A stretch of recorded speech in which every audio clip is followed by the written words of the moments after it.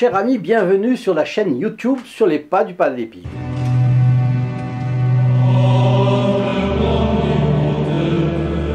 Si vous la connaissez depuis peu, je vous rappelle que Padre Pio était un grand mystique, moine capucin, et à ses prières, Dieu faisait des miracles. Son intercession est immense encore aujourd'hui. Ici, vous trouverez tout ce qu'il importe de savoir sur sa vie pleine de rebondissements. 5 vidéos et programmes courts sont publiés chaque semaine, ici. Aussi, abonnez-vous au moyen du bouton prévu dans la description, c'est gratuit, et actionnez 2 fois la clochette jusqu'à l'option toutes. Vous serez surpris de tout ce qu'il peut faire pour vous. Restez à l'écoute pour entendre cette histoire d'une extraordinaire bilocation et vous y verrez la bonté de Dieu pour chacun d'entre nous. La vie est la chose la plus mystérieuse du monde. En cherchant la définition dans un dictionnaire ou sur Internet, vous resterez sur votre faim. L'un vous donne caractère de ce qui est vivant. Qu'est-ce qui est vivant? C'est ce qui possède la vie. Bref, on tourne en rond et on n'a rien défini. L'autre vous dit état qui commence à la naissance et finit à la mort. Bon, et ça, on le savait. Donc, qu'est-ce que la vie? C'est notre Seigneur Jésus-Christ qui a affirmé « Je suis le chemin, la vérité et la vie ». Dieu est le créateur de toutes choses. Il donne la vie et en abondance. La vie est une participation à la vie de Dieu. Et c'est pourquoi il la donne et la reprend quand il veut.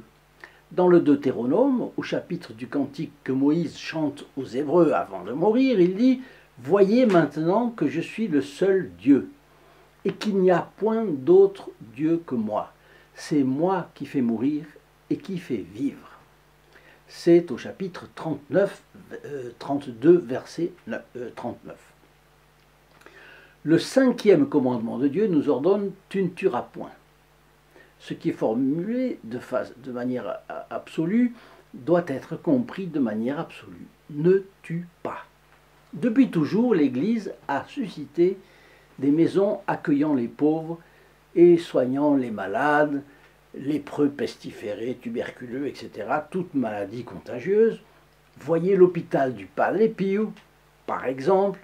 En France, on garde la mémoire d'une quarantaine d'hôtels Dieu, mais il y en avait plus, il y en avait dans toutes les villes, comme celui de Beaune, par exemple, ou à Lise-Sainte-Reine, en Bourgogne. Et on visite encore les lits dits à la ruelle, c'est très intéressant. Bon. De chaque lit, le malade pouvait voir l'autel où était célébrée la messe une fois par jour. C'est fantastique, bien. Alors, chrétiens, nous protégeons la vie corporelle. Nous savons reconnaître le prix de la souffrance de ces corps perclus de douleurs, affligés de maladies incurables, et nous défendons même que l'on porte atteinte à la vie qui arrive à sa fin. De nos jours, au motif avancé d'affection pour un proche, des esprits forts propagent des théories nouvelles, vous le savez. Faire examiner tout malade grave par des médecins, et si la guérison est impossible, administrer un narcotique assez fort pour apaiser la douleur, et un poison assez fort pour endormir le malade pour toujours. Bon. On expose plein de détails émouvants pour cela, qui débouche sur l'idée que ce serait de la charité chrétienne pour de pauvres malades perdus et sans espoir qui échapperaient ainsi à la souffrance. Ils sont condamnés à une vie de déchéance, dit-on, leur vie n'a plus de valeur, pourquoi les laisser souffrir? Voilà la mort provoquée et légale, sous couvert d'amour du prochain, puisque l'on chercherait à supprimer la douleur. Voyons ce que cela signifie sur les plans humains et surnaturels. D'abord, je m'interromps à peine une seconde pour vous dire que je vous offre de recevoir gratuitement et franco de port la photographie du Padre Pio que nous diffusons pour amener dans les foyers sa présence consolatrice. Il vous suffira de téléphoner au 08 05 36 08 47, appel gratuit depuis la France métropolitaine, appel local depuis les Dom-Tom et puis depuis le Canada, composez le 1 844 398 88 67. Sur le plan humain, cela repose sur des données fragmentaires de la science, parce que on ne peut faire dépendre la mort d'un simple avis médical, même donné par plusieurs médecins. Le jugement des médecins n'a en effet aucun caractère infaillible. Combien et combien de personnes étaient condamnées par les médecins et courent encore le monde? Que voit-on s'approcher? Bien des héritiers impatients de recueillir l'héritage d'un parent qui s'entête à ne pas mourir. Mais la vie a subi une telle hécatombe à son début qu'au bout de 30, 40, 50 ans, le renouvellement des générations ne s'est pas opéré et que la population productive, aujourd'hui, ne compense plus les dépenses de retraite et de santé de la population improductive. Donc un fardeau économique qui n'est plus supportable pour des économistes agnostiques ou athées. Oh, les malheureux ne reprennent plus leur force. Autant leur faire achever plus vite leur vie pour les empêcher de souffrir. On va leur offrir une mort douce. Le pire est que beaucoup s'apprêtent à l'accepter pour eux-mêmes. Aujourd'hui, tant de personnes sont prêtes à tout plutôt que de souffrir. Quel mensonge de Satan! Satan ne donne jamais ce qu'il promet, parce que aussitôt passé de l'autre côté va commencer une souffrance autrement plus cruelle, et probablement éternelle. Bon. Si l'on passe du plan humain au plan religieux, les perspectives surnaturelles données par le Sauveur des hommes nous apparaissent clairement. Je fais un petit détour, mais rassurez-vous, je ne m'éloigne pas de mon sujet. Connaissez-vous le dramaturge et romancier François Coppée? Bien. François Coppée, vous en avez entendu parler, membre de l'Académie française, mort en 1908, il a été le poète populaire et sentimental de Paris et de ses faubourgs.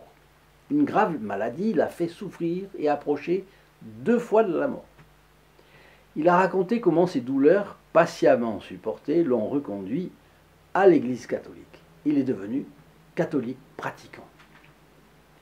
Cela se trouve dans son ouvrage « La bonne souffrance », publié en 1898, qui lui a valu une grande popularité. Pareillement, les ecclésiastiques savent combien de fidèles ont racheté sur leur lit de mort les graves manquements de leur vie. Combien de chrétiens ont abrégé ainsi leur purgatoire. Saint Augustin priait dans ces termes. « Seigneur, faites que je me consume sur cette terre, émondez le péché en moi, humiliez-moi, châtiez-moi, et après ma mort, montrez-vous bon et miséricordieux. » Alors une question. Pourquoi nous immiscer dans les desseins du maître de la vie et de la mort? Qui est l'homme pour faire cela? Cela ne vous rappelle-t-il pas les cris successifs de Satan qui disait « Je ne servirai pas, non serviam », sous-entendu « Je ne servirai pas le plan de Dieu », et le cri qui a répondu de Saint Michel « Quesus Deus », c'est-à-dire « Qui est comme Dieu? Qui es-tu pour avoir l'audace de juger le plan de Dieu ?»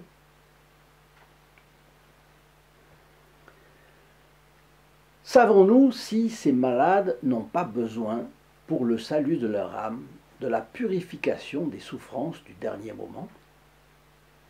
Personne ne peut dire en sûreté de conscience qu'il n'a pas à se repentir de fautes passées. Les péchés ont été confessés et ont été remis, mais qui oublie que la satisfaction, comme on dit, est insuffisante et que nous avons besoin en quelque sorte de la purification par la souffrance? Parce que quand on se confesse, dire un credo, un pater, un je vous salue Marie, bon, ça ne suffit pas pour réparer. Il faut un sacrifice quand même. Bon.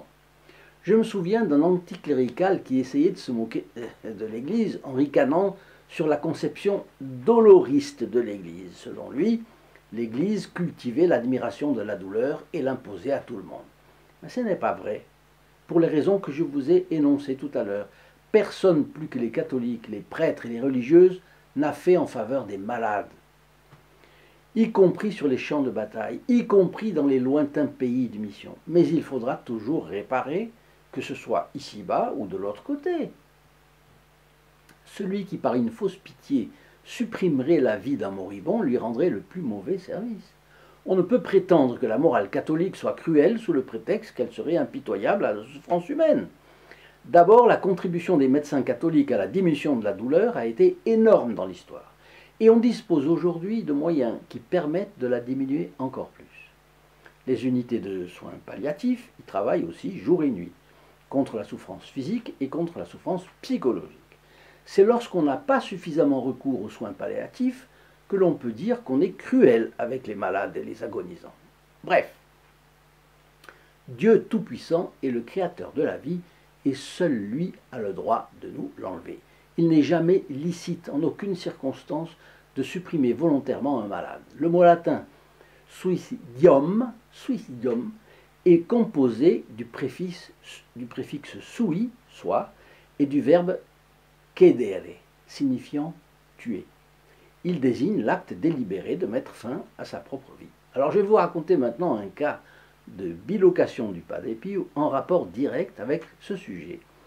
Si cela vous passionne aussi, partagez ces vidéos sur les réseaux sociaux. Quand vous partagez une vidéo, vous entrez instantanément dans les intentions de la messe du vendredi à midi, c'est convenu avec le prêtre célébrant, et ceux qui reçoivent la vidéo en partage sont aussi bénéficiaires des grâces acquises par cette messe. Qu'en pense le Padre Pio? Eh bien, un mot sur la bilocation d'abord. C'est le fait d'être en même temps dans deux endroits très distants l'un de l'autre. C'est impossible, dira quelqu'un, et il n'aura pas tort. Mais à Dieu, rien d'impossible. Ah, voilà. C'est arrivé à de nombreuses reprises dans l'histoire de l'Église. Des faits prouvés, j'entends. De nombreux saints. C'est extraordinaire, c'est sûr. Mais le Padre Pio n'a jamais quitté son monastère. De nombreuses fois, on le savait immobile, ou on le voyait immobile dans le cœur de l'Église, et pourtant, à 300, 500, 1000 kilomètres, ou alors en Amérique du Sud, c'est arrivé, avec un ami évêque, il intervenait sans que le moindre doute sur sa présence soit permis. Ainsi, en octobre 1917, à Caporetto, l'Italie a subi une des débâcles les plus emblématiques de l'histoire militaire. Et la responsabilité en était porté par le chef des armées, le général Cadorna. Le 9 novembre au soir, celui-ci ordonne aux sentinelles de ne laisser personne entrer dans son bureau du quartier général, qui était à Trévise à ce moment-là, sous aucun prétexte. Et il se retire. Ne supportant pas le discrédit et l'humiliation de la défaite, il croit en finir avec cette souffrance en se supprimant. Son pistolet posé sur la table, il s'apprête à écrire ses dernières volontés sur quelques feuilles de papier qu'il a là.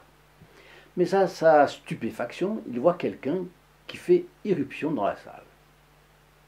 C'est un personnage inconnu, un moine d'une trentaine d'années, avec une bure marron, un visage émacié, une barbe noire. Il se sent scruté,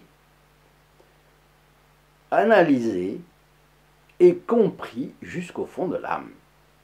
Et le moine lui dit: « Allons, mon général, vous n'allez pas faire cette folie. » Cadorna est indigné par cette intrusion, et il va appeler ses gardes. Mais le petit capucin lui dit qu'il est envoyé par Dieu, et il le convainc de renoncer à ses intentions suicidaires. Puis il disparaît comme il était arrivé. Cadorna sort aussitôt, mais le capucin intrus a déjà disparu. Il s'apprête à passer un savon aux sentinelles qui, en dépit de ses ordres, ont laissé rentrer un religieux, mais ils n'ont rien vu, ni laissé entrer personne. Dans les années 1920, 1921-22, par là, il y a eu tout un tralala sur le Padre Pio, vous le savez. Un article de journal raconte l'histoire d'un moine dans le massif du Gargano qui fait parler de lui par ses miracles, ses guérisons et sa stigmatisation. Pardon. L'article est accompagné d'une photo du Padre Pio, et Cadorna lit tout ça. Il reconnaît le petit frère qui lui a sauvé la vie, et il décide de se rendre incognito à San Giovanni Rotondo. Il y va. Au couvent, il demande à voir le padre, et on lui indique qu'il va passer dans le couloir, qui mène là à la sacristie. Au moment où notre bon capucin passe devant lui, il lui lance: « Hein, mon général, nous l'avons échappé belle ce jour-là. » Et Cadorna, et bien sûr, reconnaît à la fois le visage et la voix du bon Padre Pio. Que pensez-vous de tout cela? Et que dirait le Padre Pio aujourd'hui, lui qui a pris les moyens extraordinaires de la bilocation pour éviter seulement une folie comme ça? Et si le Padre Pio a fait cela pour quelqu'un qui attend à sa propre vie, que ne ferait-il pas pour ceux qui préméditent de le faire avec la vie des autres? Chers amis du Padre Pio, je vous souhaite une excellente journée. Au revoir. In nome del Padre, del Figliolo e dello Spirito Santo, e così sia. Sia lodato Gesù e Maria, e